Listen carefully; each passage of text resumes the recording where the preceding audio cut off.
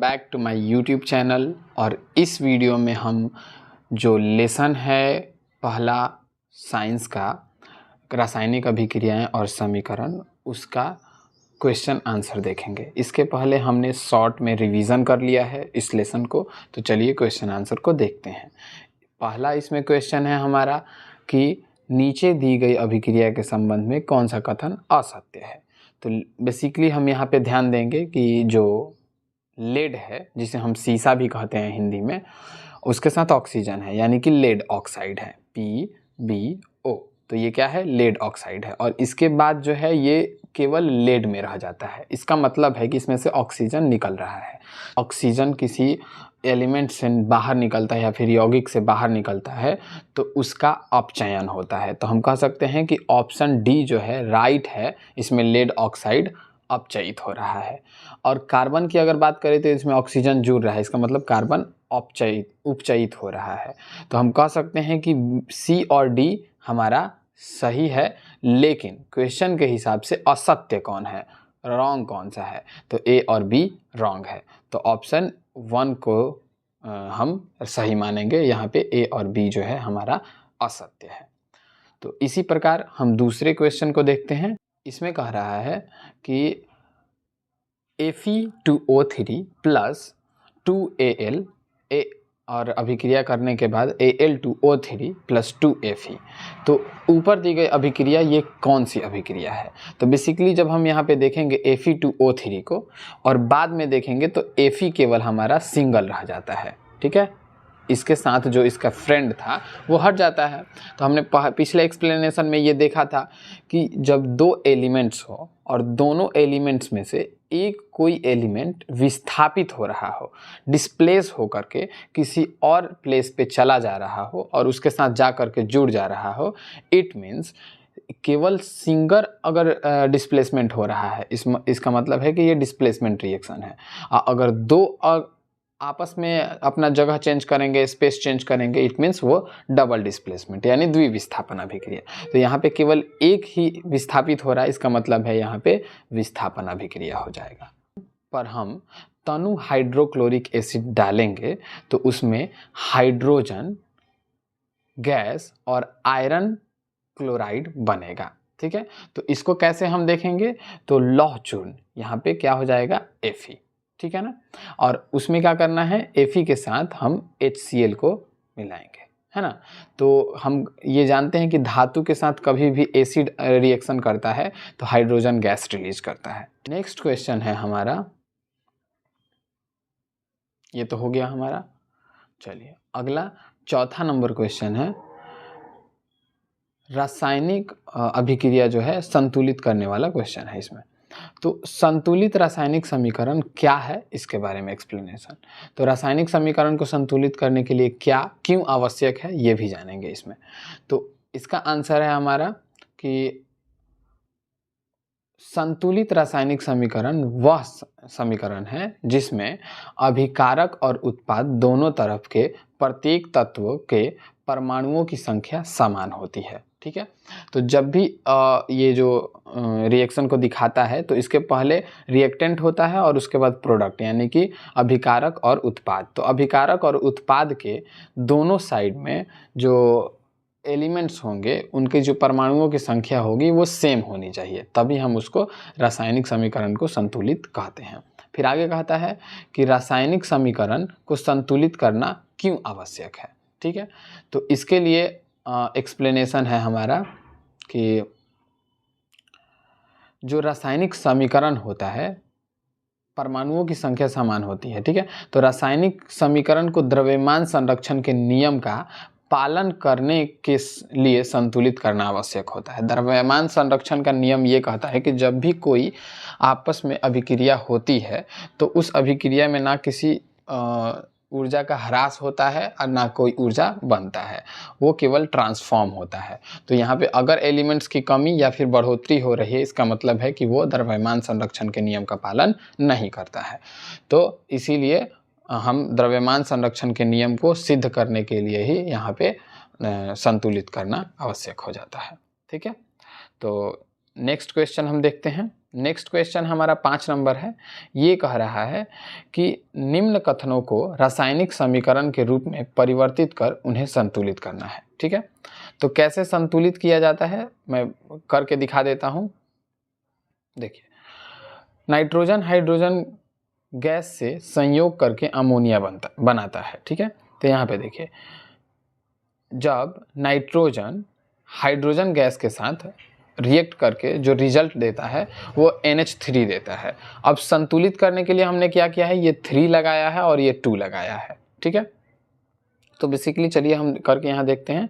तो N2 plus H2 अभिक्रिया करके NH3 बनाता है। ठीक है, तो अब यहाँ पे हम क्या करेंगे कि यहाँ पे N 2 है, यहाँ पे N सिंगल है। इसका मतलब है कि हम यहाँ पे 2 से मल्टीप्लाई करेंगे तो यहाँ भी N जो है हमारा क्या हो जाएगा, 2 हो जाएगा।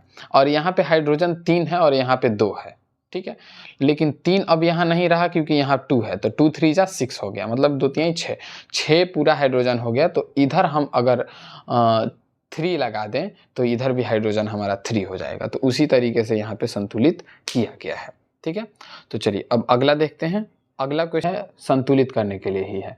तो जो संतुलित नहीं करना है हम उस पर ज़रा सा ध्यान देते हैं ताकि ये ख़त्म हो जाए और फिर मैं अगले वीडियो में बता पाऊँ आपको।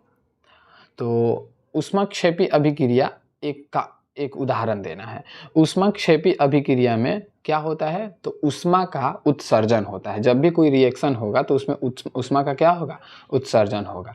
तो प्राकृतिक गैस जो मीथेन का दहन होता है तो उसमें क्या निकलता है, ऊष्मा हीट जो है बाहर निकलता है। तो ये हमारा एक रिएक्शन है जिसमें हम ये दिखा सकते हैं कि ऊष्माक्षेपी अभिक्रिया हो रही है। ठीक है, तो ये रिएक्शन आप ध्यान रखेंगे। मीथेन का फॉर्मूला होता है CH4 और उसको ऑक्सीजन की उपस्थिति में जलाएंगे, बिना ऑक्सीजन की उपस्थिति में नहीं जल सकता है। और फिर जब वो जलेगा तो कार्बन डाइऑक्साइड रिलीज करेगा, है ना, H2O रिलीज करेगा और साथ में हीट रिलीज करेगा। तो यहाँ पे इससे आप समझ सकते हैं ऊष्माक्षेपी अभिक्रिया क्या होती है। 10वां क्वेश्चन हमारा कह रहा है कि श्वसन को ऊष्माक्षेपी अभिक्रिया क्यों कहते हैं। तो श्वसन को ऊष्माक्षेपी अभिक्रिया इसलिए कहते हैं, जब आप सांस लेंगे तो आप पाएंगे कि जब आप हवा ले रहे हैं अंदर और जब हवा छोड़ रहे हैं तो हवा गर्म होकर के बाहर निकल रही है। तो इसमें क्या, ऊष्मा का उत्सर्जन हो रहा है। श्वसन एक ऊष्माक्षेपी अभिक्रिया है क्योंकि इस प्रक्रिया में ग्लूकोज, अब देखिए रासायनिक विधि के हिसाब से समझे तो ग्लूकोज ऑक्सीजन के साथ अभिक्रिया करके कार्बन डाइऑक्साइड रिलीज करता है ना, और जल और ऊर्जा, है ना, ऊष्मा के रूप में उत्पन्न करता है। यह ऊर्जा शरीर को गर्म रखता है। ठीक है, तो इससे हमें काफ़ी मदद मिलती है। तो ध्यान में रखेंगे कि ग्लूकोज ऑक्सीजन के साथ अभिक्रिया करता है और कार्बन डाइऑक्साइड बनाता है। ठीक है, जल और ऊर्जा उत्पन्न करता है और वो ऊष्मा के रूप में शरीर को गर्म रखता है। तो ये क्वेश्चन का आंसर ध्यान में रखेंगे। 11 नंबर क्वेश्चन हमारा क्या कह रहा है, तो 11 नंबर क्वेश्चन जो है कह रहा है कि वियोजन अभिक्रिया को संयोजन अभिक्रिया के विपरीत क्यों कहा जाता है। इन अभिक्रियाओं के लिए समीकरण लिखना है। पूरा कोई आंसर देखें हम, तो वियोजन अभिक्रिया में एक अभिकारक टूट करके 2 या 2 से अधिक उत्पाद बनता है, जबकि संयोजन में 2 या 2 से अधिक मिल करके एक बनाता है। तो दोनों एक दूसरे के उल्टा हैं, इससे आप समझ सकते हैं। फिर आता है वियोजन अभिक्रिया की एक एग्जाम्पल, तो कैल्शियम कार्बोनेट जो है जब टूटता है तो कैल्शियम ऑक्साइड और साथ में कार्बन डाइऑक्साइड गैस रिलीज करता है। फिर संयोजन अभिक्रिया में देखें तो Mg और O2 मिल करके MgO बनाता है ना। तो यहाँ पे इसका एक्सप्लेनेशन और उदाहरण दोनों साथ में यहाँ पे दिया हुआ है।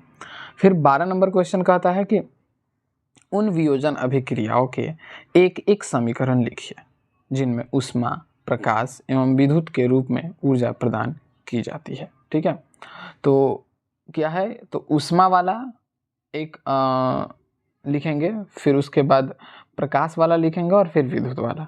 तो ये होता क्या है, बेसिकली जब हम हीट देते हैं किसी को तब वो रिएक्ट करता है, किसी को हम लाइट देते हैं तो रिएक्ट करता है, किसी को इलेक्ट्रिसिटी दे करके रिएक्ट कराया जाता है। ठीक है, तो इसका एक्सप्लेनेशन यहाँ पे है कि ऊष्मीय वियोजन में क्या होता है, बेसिकली CaCO3 कैल्शियम कार्बोनेट, इसको हीट दिया जाता है तो ये कैल्शियम ऑक्साइड और कार्बन डाइऑक्साइड में टूटता है, जो कि हमने पीछे पढ़ा था। तो ये वियोजन अभिक्रिया का एक उदाहरण है। AgBr जो है सिल्वर ब्रोमाइड, ये भी क्या करता है, जब इसको लाइट दिया जाता है तो ये सिल्वर और ब्रोमाइड के रूप में टूट जाता है। ठीक है, अब आगे क्या होता है, विद्युत वियोजन। तो इसमें क्या है कि जो जल होता है उसमें इलेक्ट्रिसिटी दिया जाता है एनोड और कैथोड को यूज करके, तो उसमें H2 और O2 के रूप में वो टूट जाता है। ठीक है, अब देखिए आगे क्या है। तो विस्थापन एवं द्विविस्थापन अभिक्रियाओं में क्या अंतर है, इन अभिक्रियाओं के लिए समीकरण लिखना है। तो विस्थापन और द्विविस्थापन, विस्थापन में क्या होता है, जैसा मैंने अभी पहले बताया था कि जब एक विस्थापित हो अपना जगह चेंज करे दूसरे के साथ तो वो विस्थापन हो जाएगा। द्विविस्थापन में जब दो आपस में अपना स्थान बदल लेते हैं तो वो क्या हो जाएगा, द्विविस्थापन हो जाएगा। ठीक है, ये इससे आप समझ सकते हैं। फिर आता है विस्थापन अभिक्रिया का उदाहरण। तो देखिए Zn है और CuSO4 है, तो इसमें Zn और CuSO4 में से एक क्या होगा, चेंज हो जाएगा। तो CuSO4 में से SO4 निकल करके Zn के साथ मिल जाता है, तो Zn SO4 बनाता है और Cu अलग हो जाता है। इसका मतलब है कि SO4 ने अपना जगह चेंज किया। तो जब सिंगल जो एलिमेंट है या फिर यौगिक है वो अपना जगह चेंज करेगा तो वो विस्थापन अभिक्रिया। लेकिन अगर दो आपस में, जैसे कि देखिए AgNO3 NaCl, तो जो Cl है Ag के साथ चला जाता है और Na जो है NO3 के साथ चला जाता है, तो दोनों आपस में क्या समझौता करके अपना अदला बदली कर लेते हैं, तो द्विविस्थापन यानी दो विस्थापित हुआ। ठीक है, फिर अगला क्वेश्चन जो 14 नंबर है, इसमें कह रहा है कि सिल्वर के शोधन में सिल्वर नाइट्रेट के विलयन से सिल्वर प्राप्त करने के लिए कॉपर धातु द्वारा विस्थापन किया जाता है। इस प्रक्रिया के लिए अभिक्रिया लिखिए। आपको ध्यान में रखना होगा कि सिल्वर के शोधन में, शोधन यानी सिल्वर को पाने के लिए, प्राप्त करने के लिए, शुद्ध सिल्वर को, सिल्वर नाइट्रेट याद रखेंगे, ये सिल्वर नाइट्रेट यानी कि AgNO3।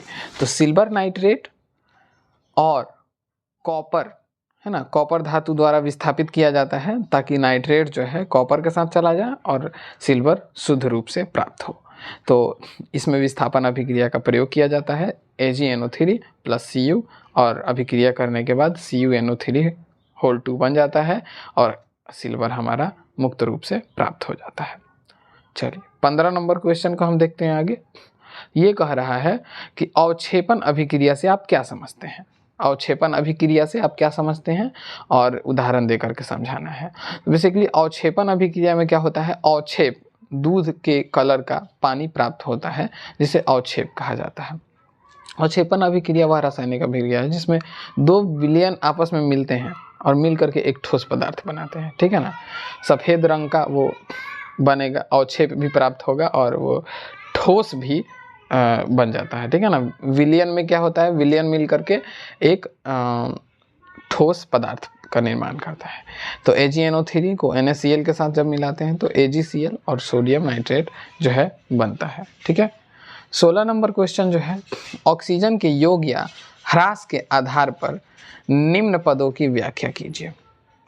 तो ह्रास और जो जुड़ाव है ना, जो गेन होता है ना, प्राप्त, तो उसको एक्सप्लेन करना है। तो उपचयन और अपचयन को एक्सप्लेनेशन करना है। जैसा कि मैंने अभी पहले बताया था, उपचयन में ऑक्सीजन का योग होता है और अपचयन में ऑक्सीजन का ह्रास होता है।